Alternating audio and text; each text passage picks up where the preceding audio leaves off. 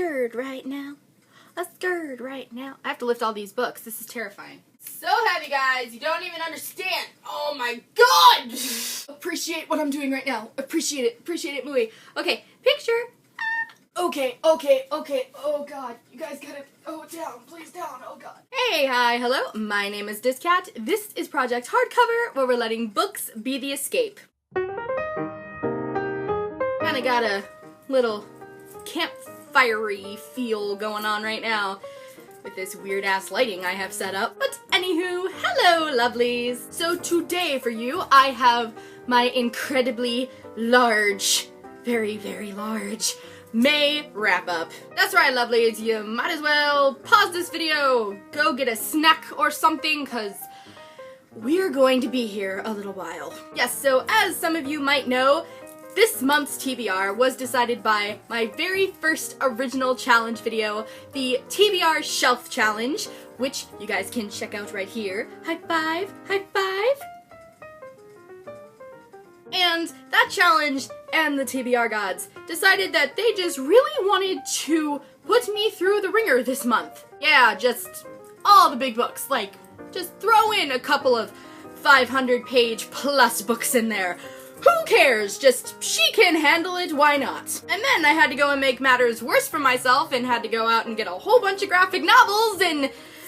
oh, I like making things difficult for myself. So, yes, I have quite a few books to get through here, so just sit tight, lovelies, just sit tight. The first book that I tackled in the month of May was Ready Player One by Ernest Cline. So, as I mentioned in my challenge video, I got this book for my birthday last year and had yet to read it. And also, just about everybody on BookTube has read this. So, I'm sitting here watching all my favorite BookTubers videos and they're talking about Ready Player One and I just feel so hollow on the inside because I have no idea what they're talking about. But now, I do. God, this lighting is... I feel like I should be telling you guys horror stories. Once upon a time, there was a girl who wanted to buy books, but she had no shelf space.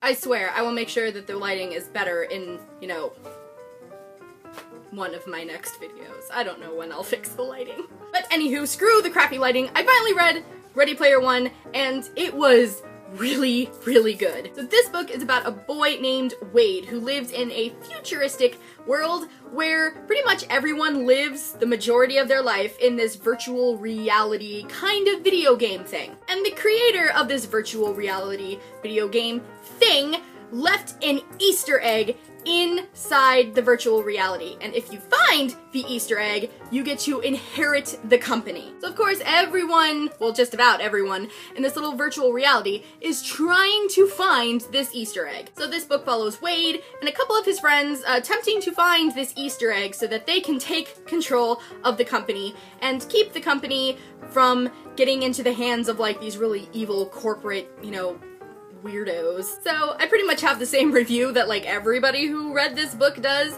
This book was great. It was really fast-paced. It was really interesting. It was so much fun. I was actually really proud of myself for knowing so much of the 80s pop culture in here. I'm a 90s kid.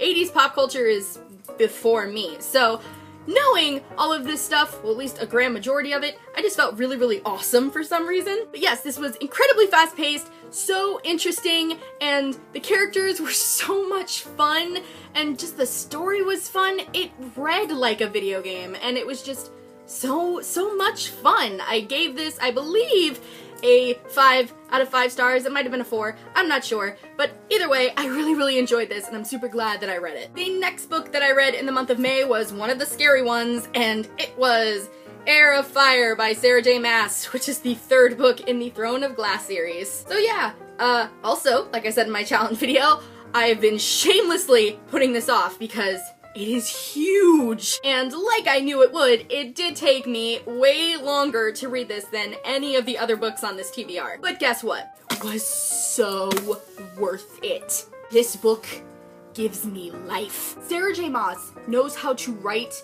just infuriatingly awesome badass female characters. Like, I read about these amazing women and I just feel so less than. I'm like, what am I doing with my life? I'm not out training wild, evil, carnivorous, mythical beasts or kicking ass of the people who destroyed my family. I'm making videos for people on the internet. But yes, this book was so amazing. Of course, Selena is bae. She's bae. She's so freaking amazing. And then we get the added, just super amazing badass character, Manon, who I am in love with. Like, I could read an entire book just on Manon and I would be the happiest little person on the face of the planet.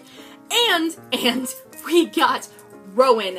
And man, if you'd asked me before I read this book whose team I was on, it was definitely Team K-All. Like, I just feel that their chemistry was so much better than Dorian and Selena's chemistry. But now, you know what? Now my feeling is that Selena needs a man. Like, she is a woman. A badass, amazing woman. She needs a badass, amazing man. And K-All and Dorian are boys. Rowan is a man. Yeah, now I am totally on Team Rowan. Just Rowan needs to be endgame, because he's so awesome. I also really loved the way that grief was portrayed in this book. It was just portrayed so accurately and so amazing and so complexly, which is what grief is. It's a complex emotion, and it was just so fantastic. I loved the ever-loving crap out of this book, and I am so excited for Queen of Shadows.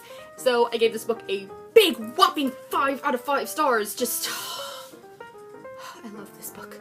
I love this book. Like, I might have to upgrade this book to, like, one of my favorite books of all time ever. Like, that's how good it was. Next, after reading that giant, amazing brick of a book, I decided to take a break and deviate from my TBR, as I am known to do, and read some East of West by Jonathan Hickman. Specifically, volumes 1, 2, and 3 of East of West. So this graphic novel series takes place in an alternate universe where the American Civil War kind of deviated from the way that it actually occurred. And during the Civil War, these prophets came up with this thing called the Message, and it's basically like this end of the world kind of prophecy. And ever since this message has been delivered, all of the nations of this newfound world have been trying to assist the 4 horsemen of the apocalypse in bringing about the end of the world. Except things have gotten a little sticky. You see, one of the 4 horsemen of the apocalypse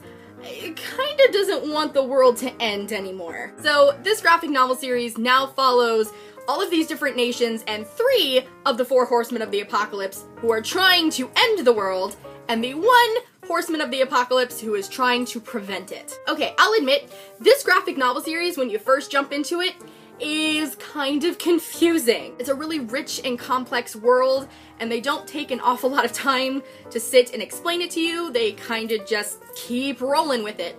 So it does take, you know, a couple of volumes to get really comfortable with how the world works and what's going on. But besides that, and even in spite of it, this graphic novel series is so awesome. Again, the world is incredibly rich and complex. The characters are just as rich and complex.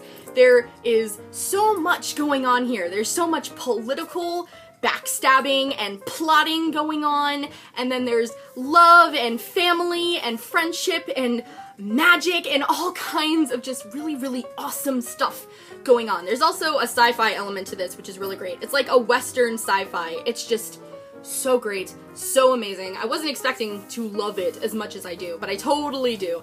I gave the first volume a 4 out of 5 stars, again, because it is a little difficult to really seep into the world, but the second and third volumes, 5 out of 5 stars. Fantastic, just so great.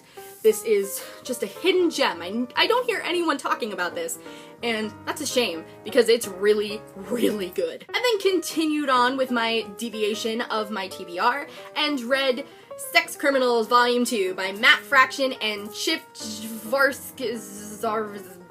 something. So I read the first volume of this in February, March, somewhere around there, and I liked it. The overall premise was really interesting, and it really kind of grips you. You really want to know what happens. that being said, not too much happened, and there wasn't a lot of character development. So I think I only gave it like a 3 or a 4 out of 5 stars.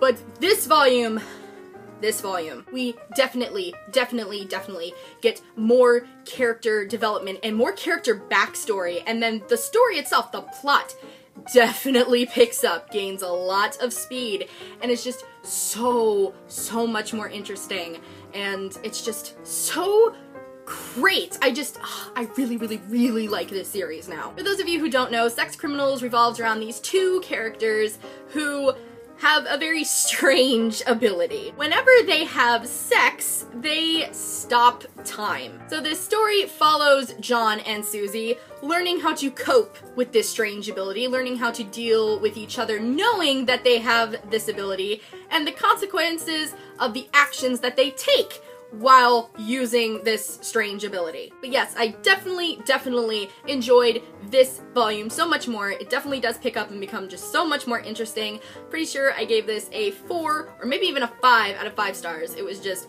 so great. I definitely recommend this. It's super interesting. Then, after that deviation, I deviated some more. There's gonna be a lot of deviating. But anywho, I deviated and I read Wayward, Volume 1 by Jim Zub. So this graphic novel series follows the story of Rory Lane. See, for most of Rory's life, she has lived in Ireland with her dad. But recently an incident has occurred and she is now on her way to live with her mother in Japan. So she gets to Japan and she's attempting to adapt to this brand new place and all of these brand new people and customs.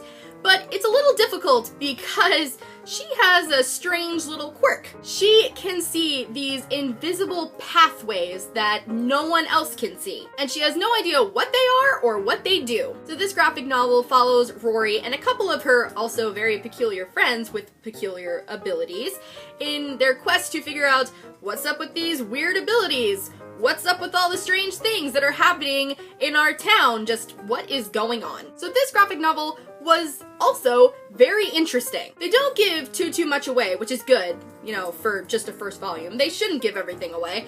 And it really makes you hunger to know what is going on. This graphic novel also reads like a lot like a manga. Like, I had to stop every couple of seconds and be like, this is very thin for a manga volume. So I definitely believe that if you're really into manga, that you will really enjoy this. But yes, I found this very interesting. I am excited to see where this goes. I'm pretty sure I gave this a 4 out of 5 stars, and I'm just really excited to see what happens, because just by the end of this, a lot of stuff is, like, happening. After that, I got my happy butt back on my TBR train and read The Coldest Girl in Cold Town by Holly Black. So this book is about a girl named Tana, and Tana just got done having a really awesome time at this party, and then she woke up, and everybody's dead. You see, in Tana's world, vampires exist, and everyone knows about them, to the point where they've kind of sectioned vampires off in their own little areas called cold towns. But unfortunately for Tana, not all vampires stay in their cold towns, so a vampire showed up to this party and kinda killed all of her friends, except one. So this story is about Tana, her friend, and this very strange vampire boy who was left at the house with all of the murdered kids, and them trying to find their way to a cold town so that they can get the vampire off their hands and get her friend, who just got bit by vampires, off of her hands as well. So I have read other Holly Black books, and I have enjoyed them, but other people, not so much. But just about everybody I know who has read this book really enjoyed it. And don't get me wrong, I liked it. It was just a little weird for me. I mean, I really loved the really interesting take on vampires. I loved how vampires were kind of, you know, zombie-esque with the whole infection and, like, crazed madness thing. I loved that. And I also loved, like, the quarantine area. I loved the cold town idea where people are, like, locked in and everything. The whole world building was really, really great, but the characters left a little bit to be desired. Just the entire time I was reading this book, I felt very disconnected. I felt like I was looking down on like a little miniature and just watching them walk around, which I don't particularly care for. When I'm reading a book, I like to be really immersed in the world. I like to feel like I'm experiencing everything with the characters. I like to be connected to the characters, and I just wasn't in this book. But still, it was very interesting, and I did enjoy it. I got through the entire thing. I think I gave this a 3.5, 4 out of 5 stars. It was alright, it just wasn't the greatest thing I ever read. So after I read that, guess what I did? That's right, I deviated, and I read This One Summer by, what are their names? Jillian Tamaki and Mariko Tamaki. I always forget their names. So this graphic novel revolved around this young girl who every summer goes with her parents to this little beach cottage thing. And they spend their time on the beach, and she gets to hang out with her friend who lives in the area, and it's usually a really good time. But this summer is a little different. Her parents aren't getting along, her mom is really disconnected, and her friend kinda aren't seeing eye to eye on a lot of things. So this story really just revolves around this young girl trying to deal with all of these changes that are happening around her. So I wasn't incredibly interested in this graphic novel until this happened. Yeah, when I saw that they slapped a Prince Honor on it, I just suddenly just had to have it. Because, you know, that's usually how the Prince Award books go with me. And I did like this book, but like with The Coldest Girl in Cold Town, it kind of just left a bit to be desired. Again, I wasn't incredibly connected to these characters, and the entire time during the story, I felt like it was building to this really epic, awesome climax, and it kind of just fizzled out. Like, there wasn't really a huge, big climax at the end of this book, just like a little spark of something happened and then it went away. I do feel so very much that this would be better geared towards middle grade. I really do feel like a younger audience would appreciate this more and would connect with the characters more and would find the climaxes that much more, you know, wow than I did. That being said, I did still enjoy this. I think I gave this a 3, maybe a 4 out of 5 stars. I'm not entirely sure, but it was okay. But in my honest opinion, I don't think it deserved the Prince Honor, just saying. After that, I continued my deviating and I read Nimona by Noelle Stevenson. So this graphic novel follows a young girl named Nimona who has a spectacular shape-shifting ability. And one day she decides to go and sign herself up to be the infamous villain Blackheart's apprentice, whether he wants her to be or not. And this story just follows Nimona and Blackheart and all of their little villainous, dastardly plots to hinder the work of the Institute and the Golden Knight Goldenloin. I'm not going to go into too much detail about this because I did do a full-blown review on this book, which you can check out right here. High five, high five. Just know that it is one of the greatest things that my eyeball has ever witnessed. It's one of my favorite books of all time now, and just everybody and their mother needs to go out and read this because it was just so freaking awesome. After I read that fantastic book, I continued on with my deviating and read Rat Queens Volume 2 by Curtis J... was that his name? Yeah, Curtis J. Wave and Rock Upchurch. These names. So I read the first volume of Rat Queens in February, and it was freaking awesome. It follows a group of all-female mercenaries and all of their kick-ass adventures, and it's just, it's so great. It's so amazing. There's so much sass and kick-assing and just... I love it. I love it so much. So of course, I was super excited to get my hands on the second volume. And guys, it was so good. The story just got so much more interesting. There was intrigue. We got a lot of backstory to some of our favorite characters. And it's just, and the romance that kind of happens in here, oh, it's so good. It's so good. I love this. I love this. I love it so much. I am so super excited for the next volume. I have no idea when it's gonna come out because this volume just came out this month, but I'm super excited for it, and I hope that we get more backstory on Betty. I love Betty. Betty is my favorite. Betty is bae in this series. Yes, I definitely recommend this. Just go out and get it and let it blow your mind with its amazingness, because it's just, it's so good. After that, I jumped back on my TBR bandwagon and I read Trouble by Non Pratt. So this is a contemporary book that follows a young girl named Hannah and a young boy named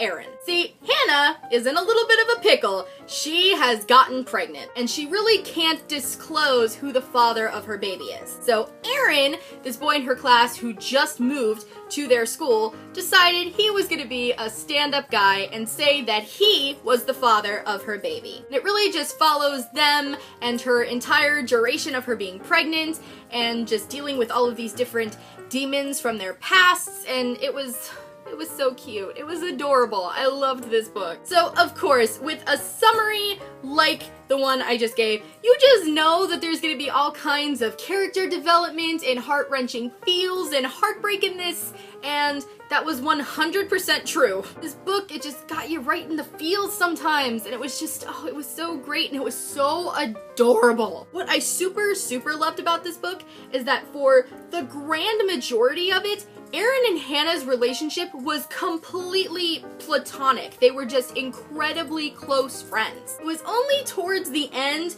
that it kind of seemed like it was skewing off into romance. It's not entirely sure, you know, at the end whether or not they did enter a relationship with each other, at least not to me. So it is kind of still up in the air. Maybe they are just really good friends, and that is just so great, just so awesome. I just really loved that about this book. I really do think that this is just a really great book to read during the summer. I love reading contemporaries during the summer. They just have that really nice little awesome feel to them, and I really did enjoy this. I'm pretty sure I gave this a 4 out of 5 stars. Guys, I promise, in my later wrap-ups, I promise I will do better about the whole looking up how many stars I gave books, because I know I'm so bad at it. But yeah, I gave this a 4 or a 5 out of 5 stars. It was really good, really cute, and I definitely recommend people read this, because this, just, no one talks about this. The next book that I tackled in the month of May was the other incredibly scary one, and it was In the Afterlight by Alexandra Bracken, which is the third and final book in the Darkest Minds trilogy. So I really didn't know what to expect when I read this, because I haven't been spoiled, like, at all for this book. Like, I didn't hear anything. I didn't hear a whole lot of opinions on whether they liked it or whether people didn't like it, whether the ending was satisfying or not. I just heard absolutely nothing. But guys, this was amazing! Just, oh my goodness, I loved the ending to this. I loved it. I was so super happy with it. It was so adorable and amazing. Just, I love this series so much, and I feel so sad because it's over, and I just realized as soon as I finished the last page, I just realized, oh my god, I'm going to miss these guys so much. Because that's the beautiful thing about this series, is you grow so freaking attached to these characters, and just, I'm gonna miss them. I'm gonna miss them so much. All of that being said, I really liked this book. There was plenty of action, there was plenty of feels and introspection and retroflection and just a whole bunch of, you know, great stuff that needs to happen in the last book of the series. And I was completely satisfied with the ending. I loved it so much. I gave this a 5 out of 5 stars. I loved it so much, and I'm gonna miss these guys. I'm gonna miss them so much. And then the last book that I read was Attachments by Rainbow Rowell. So this book is about these two girls who work for a local newspaper. And they have a habit of using their work computers to send emails to each other back and forth. And it is our narrator, Lincoln's, job to monitor these emails to make sure that no funny business is going on. No one's forwarding really dirty jokes or making racist comments or anything.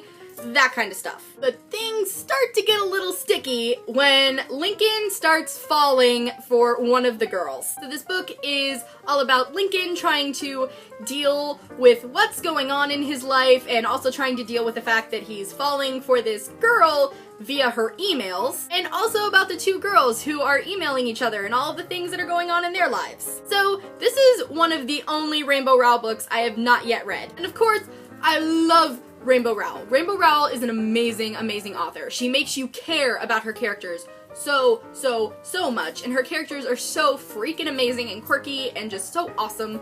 You just love them to itty bitty bits, and that was totally what I was expecting from this book. And for the most part, I did get that. Beth and Jennifer are amazing. They are classic Rainbow Rowell characters. They're quirky, and they're funny, and they're snarky, and they're just fantastic, and so warm and loving, and just, you love them. You absolutely love them. Lincoln, I had a little bit of problems with. I think my main problem with Lincoln was that for the majority of the book, Lincoln doesn't really like himself that much. And the old saying goes that, you know, if you don't like yourself, how can you expect other people to like you? And that's kind of how I felt when I was reading about Lincoln. You know, Lincoln was just constantly saying, oh, you know, I suck at this, I'm not doing anything, I don't like my life, I don't think I'm interesting, I'm not doing anything, and it just kind of was like, yeah, I can see that. And it really just made it really hard to connect with him. But then towards the end of the book, his life does start picking up, his attitude does pick up, and he is easier to connect with. So overall, I really, really did like this book. It was really cute, and it was really